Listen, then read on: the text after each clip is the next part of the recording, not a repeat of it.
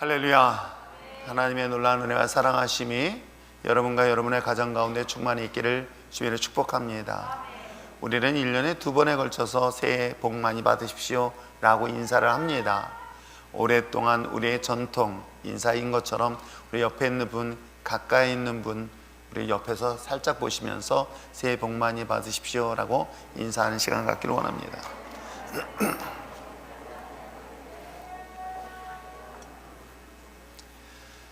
저는 이 구정 명절, 추석 이런 등등의 큰 명절 되어지면은 어렸을 때부터 꿈이 있었고 로망이 있었습니다. 다른 친구들은 아버지 손을 붙잡고 어머니 손을 붙잡고 고향에 내려간다 하면서 다들 설레일 때 마치 저는 서울 한복판에 혼자 남아있다는 그런 느낌을 받을 때가 참 많이 있었습니다. 옛날 그 동네 어구에 놀던 친구들이 이 명절만 되면 싹 사라져 버리는 거예요. 그래서 혼자서 땅 따먹기를 혼자서 하다가 할 수 없이 집에 들어갔던 어린 시절의 기억이 있습니다. 고향 하면 남들처럼 기차를 타고 버스를 타고 하루에 정말 열몇 시간씩 갔다 왔다는 얘기를 들을 때 그분들은 힘들었다고 하지만 저는 그게 되게 부러웠습니다. 왜냐면 고향이 저는 서울이다 보니까 시골 내려갈 일이 없었던 것이겠죠. 그렇듯 이 구정명절 온 가족이 모여서 지난 한 해를 그리고 더 나아가서 새롭게 시작되어지는 그 시간들에 대하여 부모님들이, 할아버지, 할머니들이 자녀들을 위하여 덕담을 하며 세뱃돈을 주었던 것 또한 아련한 추억처럼 다가온 것 또한 사실이기도 합니다. 나 때는. 근데 요즘 다행히 아이들이 안 찾아오는 게 얼마나 다행인지. 세이마루 아이들이 막 한 명이 목사님 세배 받으세요 하면 가슴이 철렁 내려앉아요.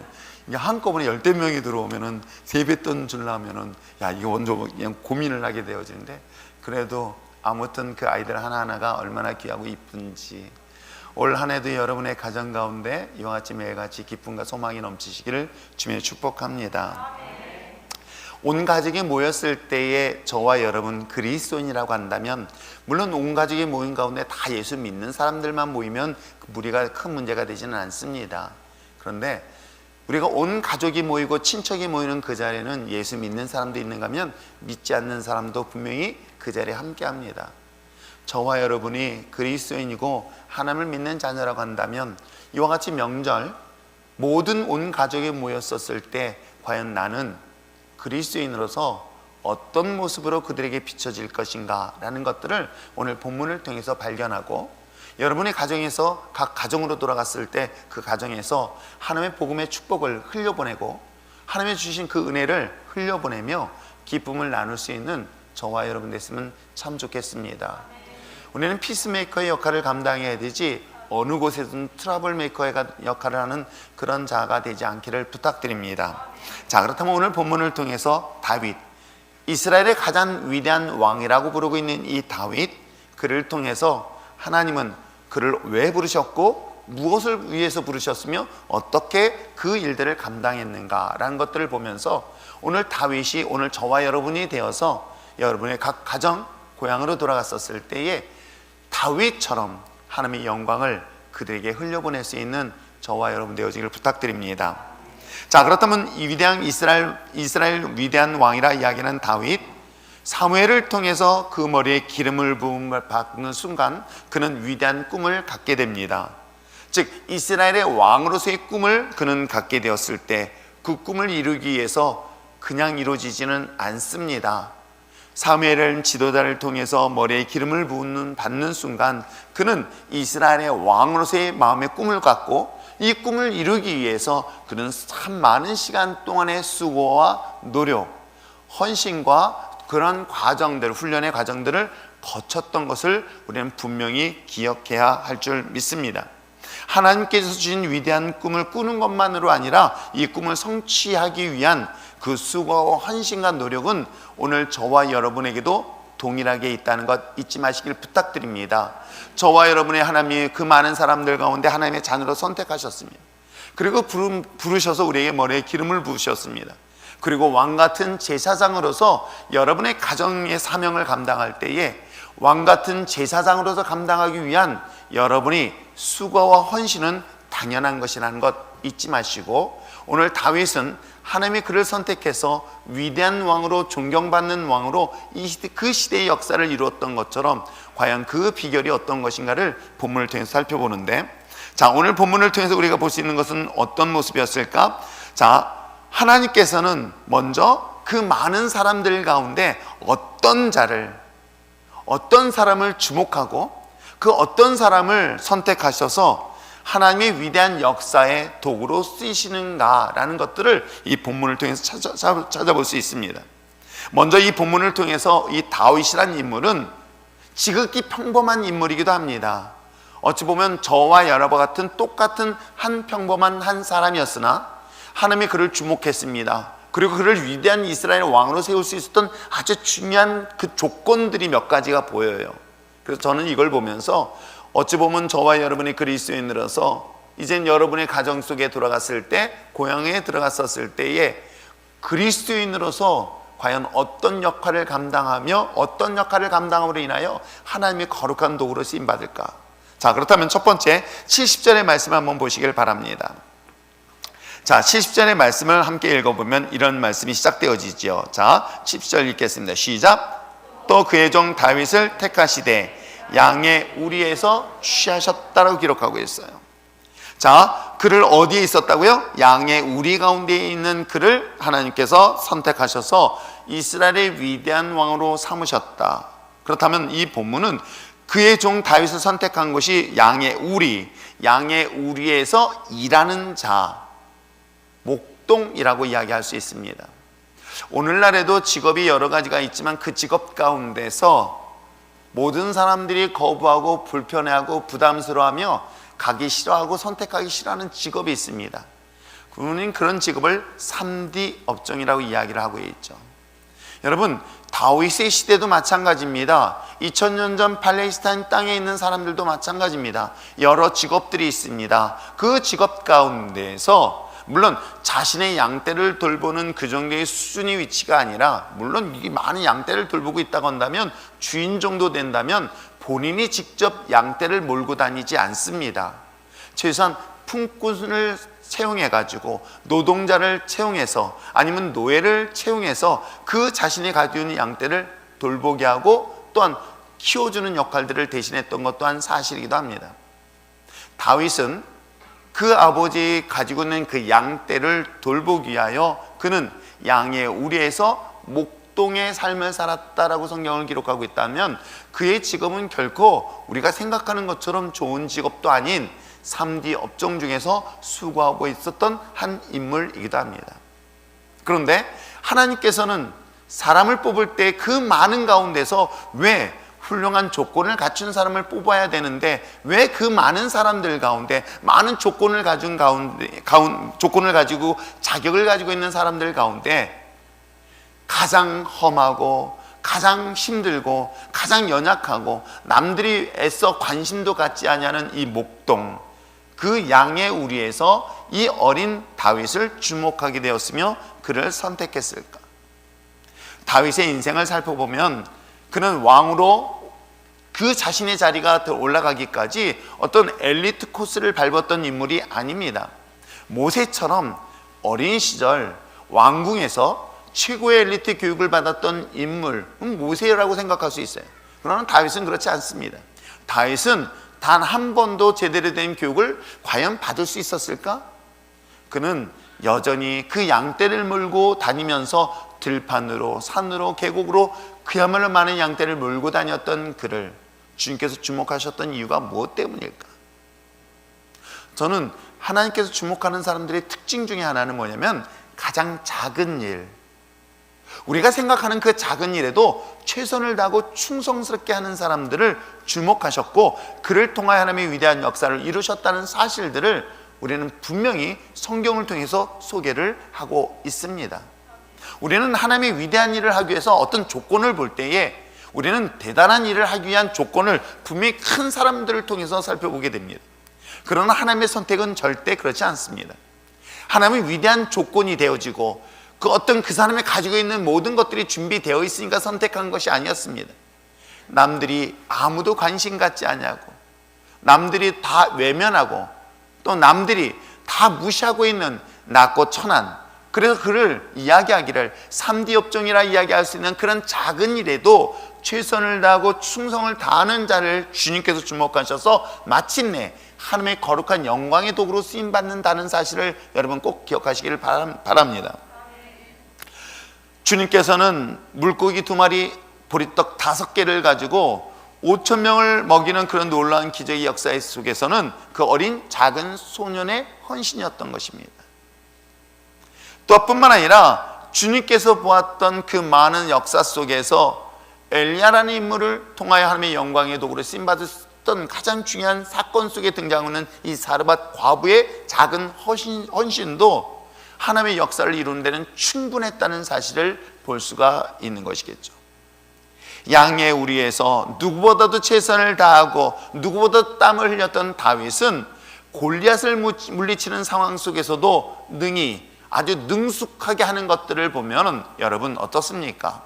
여러분의 주어진 작은 일, 남들이 관심 갖지 않는 그 작은 일에 최선을 다하고 최선을 다하여 하나님의 주목을 받는 저와 여러분 되었으면 참 좋겠습니다.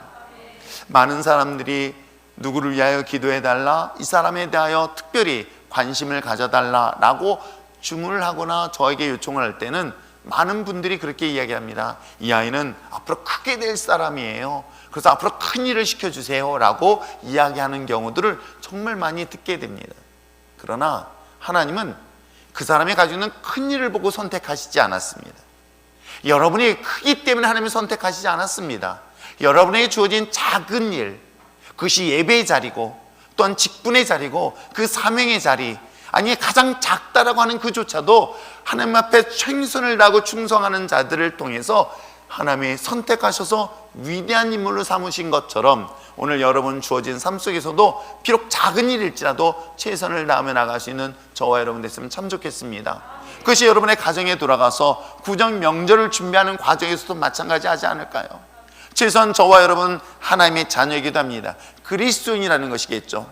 하나님의 선택받은 믿음의 자녀로서 그 어떤 곳에든지 하나님의 영광의 빛을 드러내길 원하신다면 여러분의 과정에서 가장 작은 일일지라도 남들이 관심 갖지 않는 소외된 작은 일일지라도 누구보다도 최선을 다하며 성실하게 직분을 감당해 나갈 수 있는 특별한 명절이 되어지길 부탁드립니다. 여러분, 이 작은 일뿐만이 아니에요. 더 중요한 것은 작은 일 가운데도 쉬운 일이 있지만 이 작은 것만으로 끝나는 것이 아니라 힘들고 험한 일까지 있다는 거예요. 작은 일 중에서 비중이 작다 보면 쉬울 수 있습니다. 근데 이 비중이 작다고 생각하는 이 일이 험한 일이에요. 힘든 일이에요. 이건 더 힘들겠죠. 차라리 규모가 있고 좀 여유가 있고 좀 스케일이 있는 일을 하는데 힘들고 어렵다면 이거는 이 정도 되는 조건을 갖춘 일이니까 나는 기대를 가지고 그 힘든 일을 감당할 수 있을 것입니다. 그런데 작은 일이에요. 남들이 아무도 관심 갖지 않는 일이에요. 남들이 무시하는 일이에요. 그런데도 불구하고 그 일이 힘든 거예요. 어렵다는 거예요. 그 일들에 대해서도 정말 최선을 다하며 성실하며 나갈 수 있는 저와 여러분 되실 때 바로 이것을 주님께서 주목하셔서 하나님의 위대한 인물로 삼게 될 줄 믿습니다. 그렇다면 다윗은 그 험한 일이 과연 무엇일까요? 그건 그 다음 절에 나옵니다. 자, 볼까요? 자, 70절 말씀에서 71절 말씀 앞부분 한번 읽어보시길 바랍니다. 시작. 전장을 지키는 중에서 그를 이끌어내사. 여기까지예요. 여기서 지금 다윗은 양의 우리, 그러니까 목동인 거예요. 양떼들과 함께 생활하고 있었던 그를 주님이 주목하셨습니다. 그런데 그 양떼를 돌보는 일 가운데서 더 힘든 일을 또 하나 소개하고 있어요. 어떻게 해요? 여기서 성경은 이야기하기를 젖양이라고 표현을 하고 있습니다. 젖양을 지키는 자 중에서 그를 이끌어냈다. 이 본문의 뜻은 이런 것입니다. 이 본문은 암양, 양 중에 순양이 있고 암양이 있는데 그 암양이 새끼를 낳은 거예요. 그 새끼를 낳았으니 그 새끼에게 무엇을 물려줘야 되죠? 젖을 물려줍니다. 그런데 젖을 물려주는 그 암양과 새끼, 이것을 누가 돌봐야 되는 거예요? 목동인 다윗이 돌보고 있다는 거예요. 그럼 우리가 생각할 때 알아서 주겠지라고 생각하지만 여러분, 사나운 짐승들이 공격할 때 힘 있는 부모 어미보다는 새끼들을 공격의 대상으로 삼는 것은 당연한 것입니다. 또 여러분, 아마 아이를 낳고 아이에게 모유를 수유할 때에 그 엄마들이 낮이고 밤이고 시시때때로 아기가 울어젖힘으로 인하여 모유를 물림으로 인하여 잠을 제대로 못 자는 그 어머니들 잘 아시죠? 아마 경험해 봤을 것입니다. 아이를 정말 건강하게 잘 키우기 위해서 1시간마다 애는 깹니다. 엄마는 잠결에 자신의 젖을 물려 아이에게 충분하게 모유를 먹입니다. 그리고 난 다음에 아기가 잘 때 엄마가 잠깐 잡니다. 이 아이는 1시간마다 깨어나서 밥을 달래요. 그런 과정에 있는 것들을 누가 돌보고 있냐면 이 목동인 다윗이 돌보고 있는 거예요. 그러면 여러분 보세요. 암 양도 힘들고 아기도 새끼도 힘들지만 그걸 지키고 돌보아야 되는 그 목동조차도 결코 쉽지 않음을 오늘 이 짧은 본문을 통해서 이야기를 하고 있는 거예요. 좀 더 힘들고 어려운 일, 근데 좀 더가 아닙니다. 작은 일인데도 불구하고 그 작은 일이 그 암양을 지킴으로 인해 새끼까지 돌봐야 되는 그 일은 남들처럼 편하게 잠을 잘 수가 없습니다.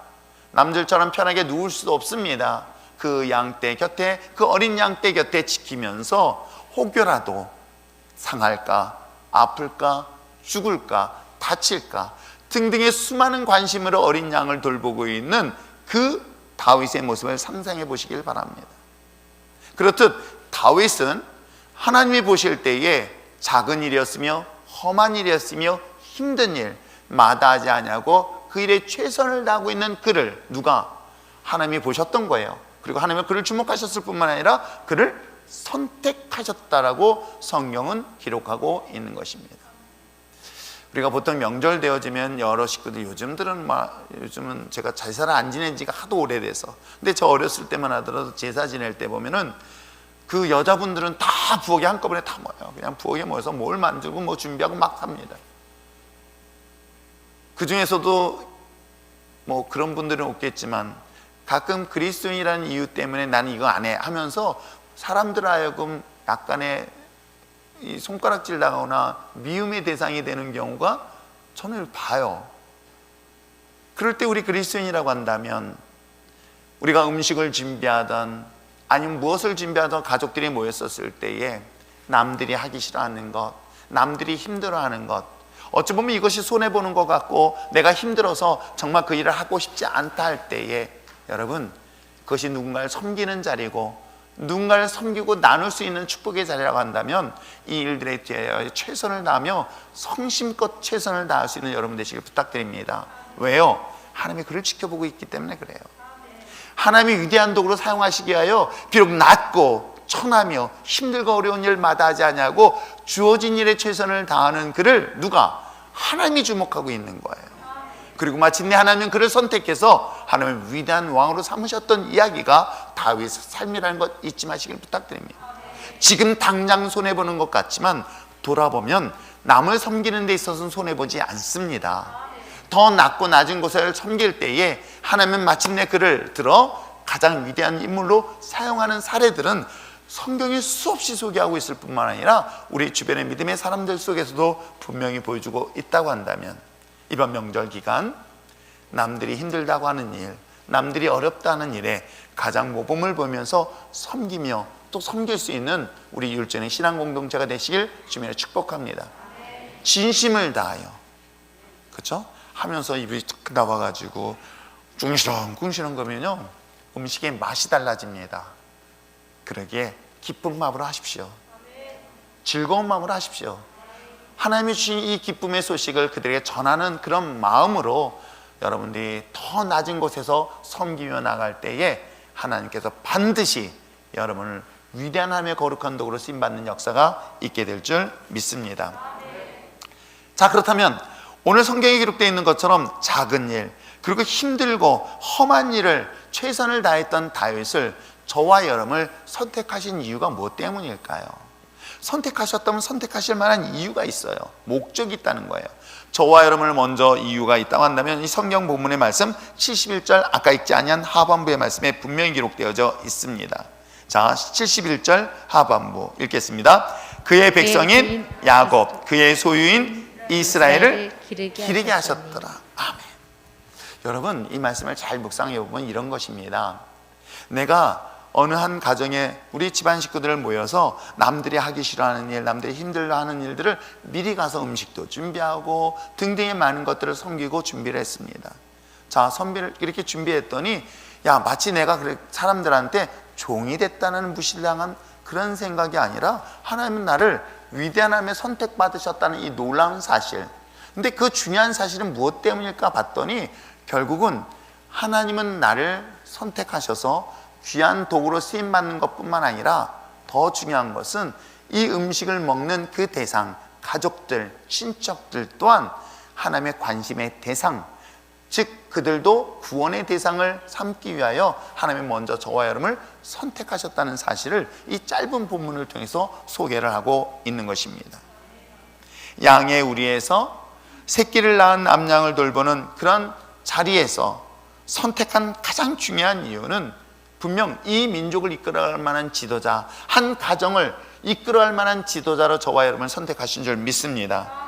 그러나 여기서 만족하는 건 아니에요. 우리 그리스도인들, 기독교인들은요, 잘못 오해하면 하나님께서 나를 축복하시면 돼, 하나님 나를 하나님의 축복의 통로로, 하나님께서 나에게 큰 기쁨의 자리에 있으면 좋아, 그래서 나에게 구원을 주시고 또 자녀들도 형통케 하고 사업도 잘 되어서 돈을 잘 벌고, 이 모든 것들이 자기의 기준으로 맞춰 있다고 한다면 여러분, 성경은 잘못 해석하는 거예요. 하나님께서는 성경을 통해서 이야기하기를 뭐라고 얘기하고 있냐면, 지금 다윗이 양의 우리에서, 그리고 양 어린 새끼들의 젖을 물리는 그 암양을 돌보는 그 험한 일에서 선택하셨습니다. 그리고 그걸 위대한 왕으로 삼으신 이유가 있다고 한다면, 주님의 관심, 하나님의 관심은 주님을 알지 못하여 방황하는 저 이스라엘 백성들, 갈 길 몰라 방황하는 수많은 백성들, 그들의 삶의 목적이 어딘지도 모르고 죽음의 고랑으로 끌려가고 있는 수많은 이스라엘 백성들을, 그들을 이끌고 그들에게 축복을 나누고 그들을 주님 앞에 인도하라고 저와 여러분을 부르셨다는 사실을 분명히 하시기를 바랍니다. 저와 여러분을 하나님께서 축복하신 이유는 다른 것이 아닙니다. 이것을 뭐 하라고요? 어쩌라고요? 나에게 주신 은혜, 나에게 주신 축복, 나에게 주신 이 구원은 나 하나로 끝나는 것이 아니라 내 주변에, 아니 어찌 보면 이번 구정 명절날 온 가족이 모일 때 예수 믿지 아니한 자들에게 복음을 전하고 그 복음을 통하여 그들에게 하나님의 전으로 올 수 있도록 저와 여러분을 먼저 선택하여 부르신 그 중요한 목적이 거기에 있다는 것을 잊지 마시기를 부탁드립니다. 우리 기독교인들이 왜 이기적이냐라고 하는 것은 바로 이런 이유 때문이 아닙니까? 생각해봐요. 내 사업만 잘 되면 좋겠다는 기도의 제목, 그 또한 성경적이지 않아요. 그래서 여러분, 정말 하나님의 축복의 통로로 쓰임받기를 원하신다고, 그리고 성경적으로 하나님 앞에 귀하여 기도한다는 것은 이렇게 기도하시기 바랍니다. 하나님, 나를 축복하셔야 될 이유는 그 축복을 통해서 내가 잘 먹고 잘 사는 것이 아니라, 내가 좋은 차를 사는 것이 아니라, 좋은 집을 사는 것이 아니라, 노후를 보장받는 것이 아니라, 고통 속에 신음하는 자들, 삶의 목적을 잃어버린 채 죽음 외에는 아무것도 꿈꿀 수 없는 낙심한 자들, 깨어진 가정에서 외롭게 눈물 짓는 그런 이웃들, 그들에게 주님의 십자가의 사랑을, 십자가의 축복을 흘려보내라고 우리에게 먼저 구원의 은혜, 하나님의 축복을 주셨다는 사실들을 결단코 잊지 않길 부탁드립니다. 이러한 비전을 가지고 주님 앞에 나갈 때 하나님께서는 그를 통해서 더 큰 영광의 도구로 쓰임받는 역사가 있게 될 줄 믿습니다. 예수 그리스도의 십자가 구속의 은혜는 그 저와 여러분을 구원하셨지만, 구원으로 관심이 저와 여러분에게 있는 것뿐만 아니라 바로 믿지 않는 그 이스라엘 백성들에게 있다는 것, 여러분 가족들에게 있다는 것, 친척들에게 있다는 것 잊지 마시고, 이번 명절날 더 적극적으로 그들에게 다가가서 복음을 전하며 축복을 전하며 기쁨을 전하며 소망을 전할 수 있는 저와 여러분 되시길 다시 한번 부탁드립니다.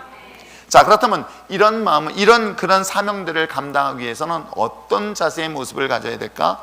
성경은 72절에 이야기하고 있습니다. 72절에 두 가지를 이야기하고 있습니다. 다시 한번 읽어보시길 바랍니다. 72절 시작. 예, 그가 그들을 자기 마음의 완전함으로 기르고 그의 손에 능숙함으로 그들을 지도하였도다. 아멘. 그래서 저는 이 말씀을 이렇게 묵상하면서 하나님은 그 힘들고 어렵고 낮고 천한 곳에서 최선을 다하여 성실하게 일하고 있는 다윗을 선택하셔서 이스라엘의 가장 위대한 왕으로 삼으셨습니다.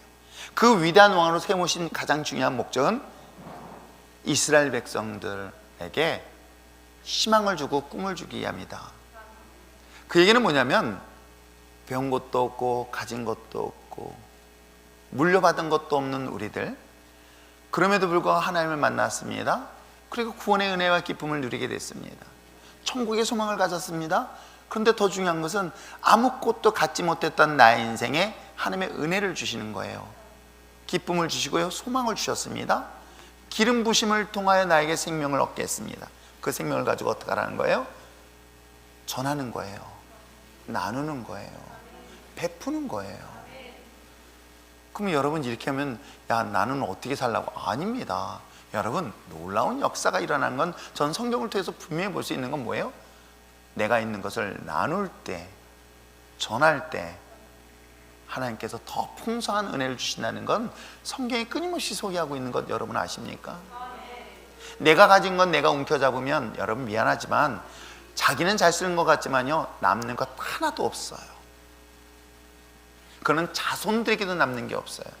심지어는 저희 어머니 예수 믿지 않았을 때도요, 다른 어려운 사람들을 구제하고 나누는 걸 되게 많이 힘썼던 저희 어머니, 그러시면서 어렸을 때 저한테 그런 얘기를 했어요. 내가 이렇게 베푸는 이유가 뭔지 아니? 다 너한테 돌아간다. 그걸 어머니가 저한테 그런 얘기를 해주셨어요. 아니, 예수 믿지 않는 사람도 그런 얘기를 하는 거예요. 하물며 예수 믿는 사람이라면, 내가 하나님을 믿는 자녀라고 한다면, 하나님은 나를 왜 이 땅 가운데 높이시고, 왜 이 땅 가운데 하나님 축복하시고, 왜 이 땅 가운데 성공하신 그 이유가 무엇일까? 실패하고 낙심한 자들에게 다가가서 나를 보십시오. 나를 보십시오. 난 잘난 것 하나도 없습니다. 가장 험한 나의 삶에 주님을 만났고 주님이 나를 선택하셔서 나를 이와 같이 하나님께서 축복하셨으니 내가 만난 그 주님을, 내 인생 가운데 함께 하셨던 그 하나님을 난 당신한테 소개하고 싶고 그분을 만날 수 있게 나는 당신을 인도하길 원합니다. 당신을 주님의 자리로 인도하길 원합니다. 초대하길 원합니다. 그것이 우리는 간직이 되는 거예요. 그것이 주의 축복의 통로로 쓰임받는 자리인 것입니다. 이런 자리에 저와 여러분을 선택하셨다면 과연 우리는 어떤 마음의 자세를 가지고 어떤 모습으로 이와 같은 일들을 감당할 것인가를 이 다윗의 마지막 모습을 통해 볼 수 있는데 두 가지를 얘기를 하고 있습니다. 자, 보겠습니다. 이 본문의 얘기하는 그가 그들을 자기 마음의 완전함으로 길렀다라고 기록하고 있어요. 그가 누구예요? 다윗이에요. 그들을, 이스라엘 백성들인 거예요. 그 이스라엘 백성들에게 이야기하기를 뭐냐면 자기 마음의 완전함으로 기록했다. 그러니까 완전함이 뭘까 했더니 이 본문의 해석은 정확하게 이런 이야기입니다. 다윗은 이 완전하다는 것은 한결같은 마음이라는 거예요. 한결같은 마음으로 그들, 즉 이스라엘 백성들을 뭐예요? 길렀다는 거예요. 양육했다는 거예요. 돌봤다는 거예요. 보호했다는 거예요. 그 얘기를 다시 한번 얘기한다면 오늘 여러분이 여러분의 주신 하나님의 은혜의 축복을 나누고 전하다 보면 그것을 받아들이는 사람, 고마워하는 사람만 있는 것은 결단코 아닙니다. 오히려 그것을 이용하고 그것을 통해서 나에게 더 상처를 주고 아픔을 주고 고통을 주는 사례들이 사실은 더 많아요. 내가 예수 믿는다는 것 이유 때문에 내가 남들이 하지 않은 험한 일을 했습니다. 그랬더니 사람들이 어떻게 하냐면 아, 쟤는 저 험한 일을 하는 거야 하면서 무시하면서 조롱까지 합니다. 여러분, 이런 일을 당했을 때 여러분 어떤 마음이 생기는지 아십니까? 기쁜 마음으로 합니다. 그래, 주님이 나에게 주시는 은혜, 나에게 주신 그 기쁨, 나에게 주신 그 사랑 때문에 내가 일을 감당해야 돼 라는 그런 마음으로 출발을 했지만 시간이 지나면 어떤 마음이 생기는지 아십니까? 그 마음은 점점 사라지고 마음속에 알지 못하는 분노가 일어나죠. 감히 내가 뭐 이거 할 줄, 내가 나 이렇게 무시당할 사람 아닌데 라고 하면서 자기도 모르게 자기 안에 있는 혈기들이 드러나요. 목회하는 현장에서도, 우리가 사역하는 현장에서도 그런 일들 참 많이 봐요. 교회에서도 봉사하고 사명을 감당하다 보면 그것을 정말 소중히 여기고 또 그 진정성을 가지고 인정해 줄 줄 알았더니 때에 따라서는 자신이 무시당한다는 느낌을 들을 때가 참 많이 있어요. 갑자기 제 생각이 났어요. 문자를 보냈습니다. 카톡을 보냈는데 읽었는데 답장을 안 해. 우리 세대 때는, 나 때는 나 때다. 우리 청년들 당연히 전화하면은 당연히 전화하고, 못 받았으면 부재중 전화 왔으면 어떻게 해요? 바로 죄송합니다, 전화 못 받았네요 라고. 지금도 저는 그렇게 해요. 선배 목사님들이 전화하면. 근데 요즘에는요, 무시해요. 그걸 멍멍이 무시한다고 그래요. 그러면 나도 사실 사람인지라 기분 나쁜 거예요. 얘가 나를 무시하나? 라는 생각을 저는 안 해요. 조금 합니다. 무슨 말씀인지 아시겠죠? 나는 선한 마음을, 나는 주님의 십자가의 마음을 가지고 섬겼고 나눴고 베풀었습니다. 근데 그것이 인정받지 못하고, 그것이 칭찬받지 못하고, 오히려 거꾸로 그것이 나에게 공격이 들어왔을 때는 대부분의 많은 사람들이 이걸 내려놔요. 이걸 포기하는 거예요. 근데 오늘 성경은 뭐라고 얘기하냐면 어떤 마음을 하라는 거예요? 한결같은 마음을 하라는 거예요.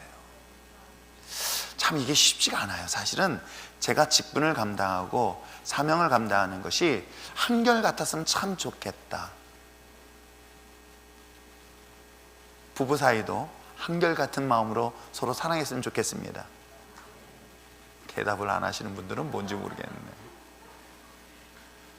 남편에 대한 요구하지 말고 아내들이요, 남편을 그와 같이 끔찍하게 끝까지 사랑하시길 바랍니다. 그래도 여자분들 중에는 대답도 안 하시는 분들이 있어요.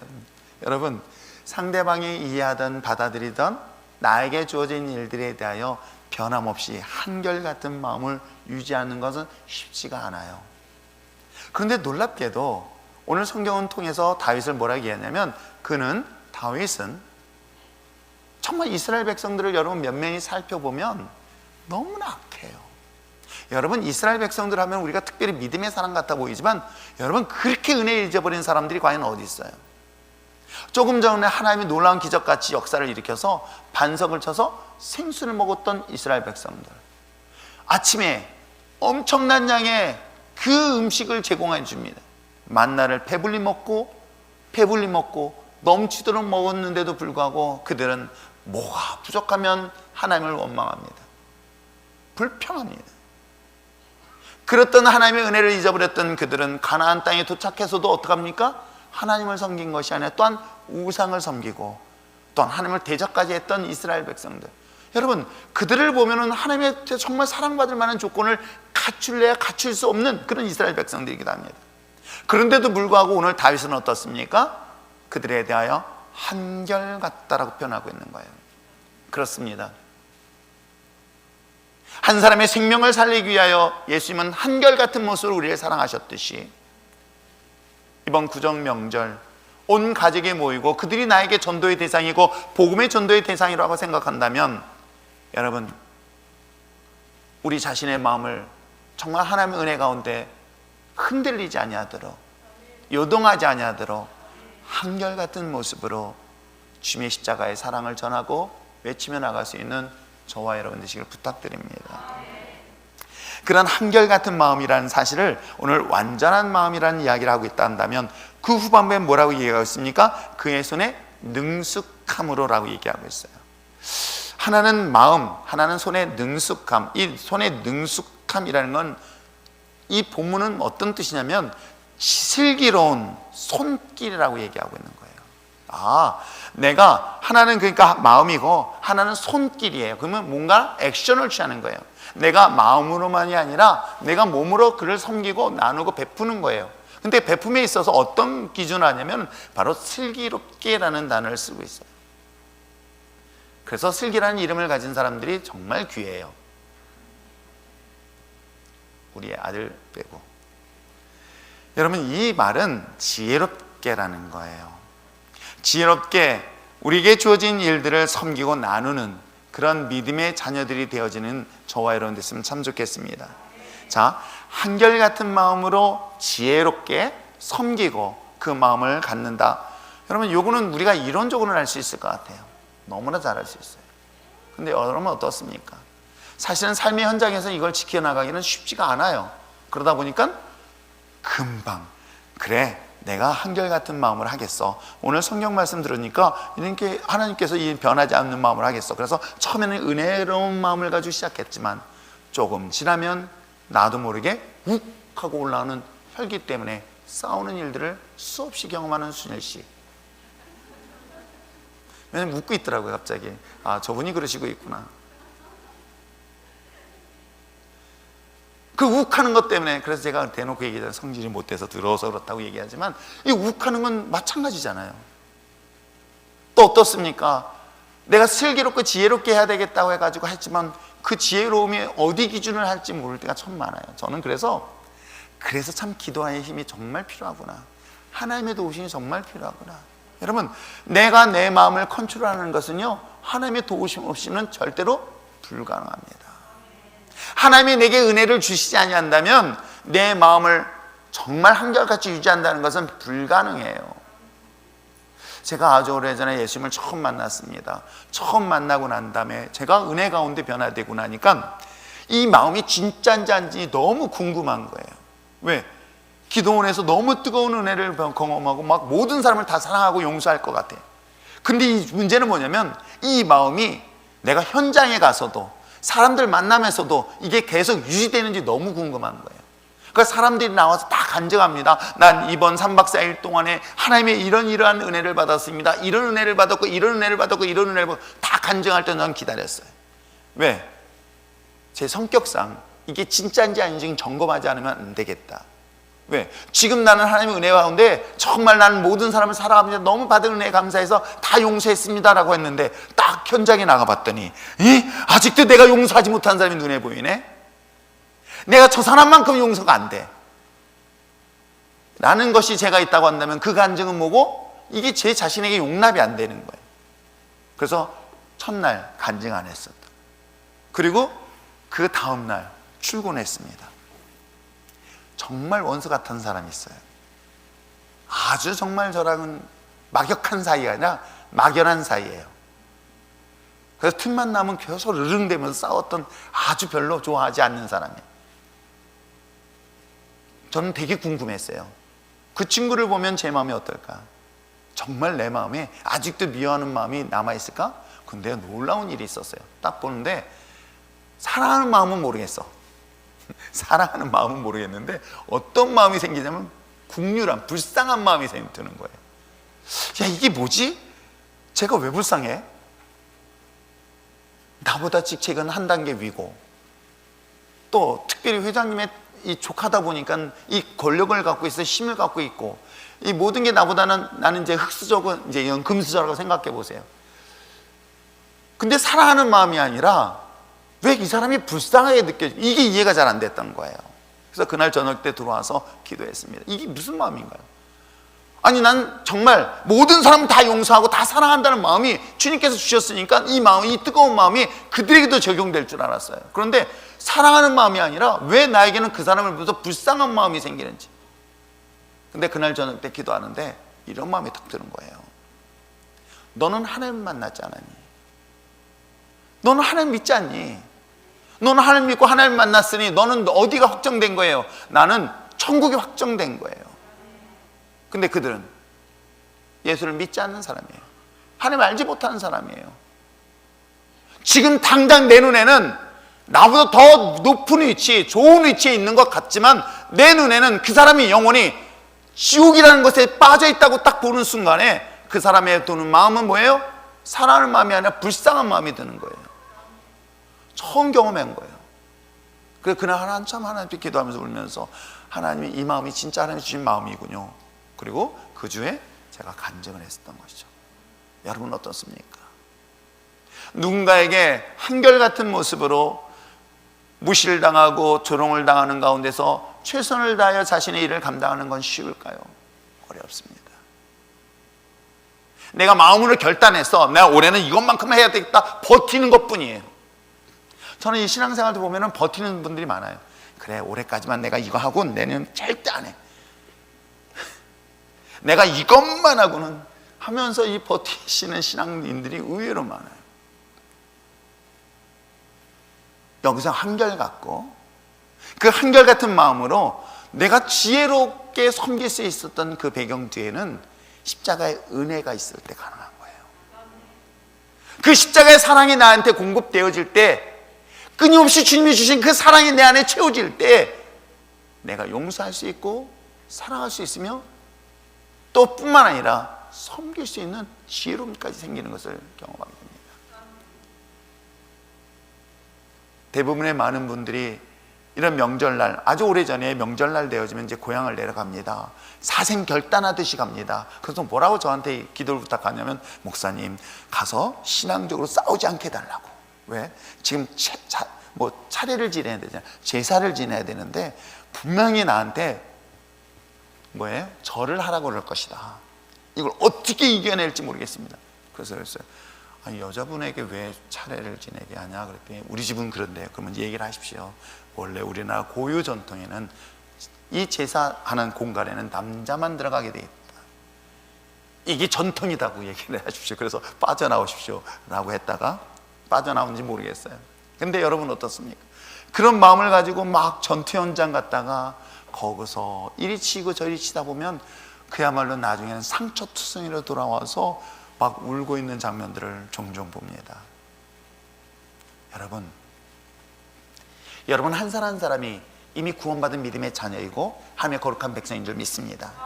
하나님이 여러분을 통해서 위대한 하나님의 백성을 선택하셨다고 한다면, 이제는 이 복음의 능력을 가지고 믿지 아니하는 그 공동체에 가서 남들이 하지 않은 가장 힘들고 어려운 일들을 진정 기쁜 마음으로, 한결같은 모습, 변함없는 모습으로 기쁜 마음으로 일들을 잘 감당할 수 있는 저와 여러분 되시길 부탁드립니다. 그럼에도 불구하고 주의할 것은, 우상 앞에 절하는 것 또한 합당하지 않다면 여러분 이때 지혜를 구하는 거예요. 이때 하나님께 지혜를 구하는 거예요. 하나님, 나에게 이 문제를 극복할 수 있는 지혜를 달라고, 이 문제를 해결할 수 있는 지혜를 달라고 기도할 때, 여러분 미처 내 머릿속에 생각하지 못한 놀라운 아이디어를 통해서 그 위기를 극복하는 놀라운 역사를 저는 반드시 경험하게 될 줄 믿습니다. 때에 따라서는 우리에게 풍랑이 다가올 때요, 하나님께서 놀라운 은혜 가운데 이걸 피할 길을 인도하시는 것들을 봅니다. 타협할 때는 역사가 일어나지 않습니다. 그러나 이걸 믿음으로 이겨낼 때에 하나님께서 이걸 극복할 수 있는 놀라운 역사를, 그걸 바로 지혜로운 놀라운 역사를 반드시 경험하게 될 줄 믿습니다.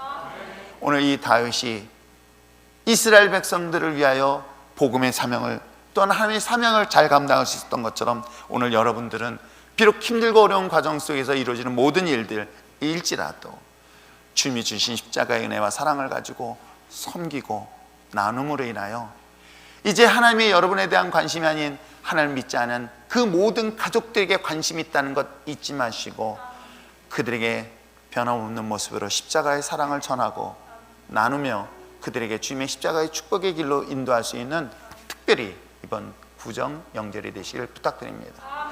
그리하여서 하나님, 승리하였네, 승리하였네 라고 입술로 고백하고 간증하며 나갈 수 있는 저와 여러분 됐으면 참 좋겠습니다.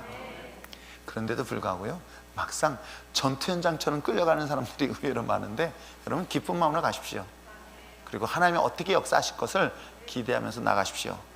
그랬더니 어떤 집은 어떤 일이 일어나는지 아십니까? 야, 요즘 문화는 제사 없애는 거란다.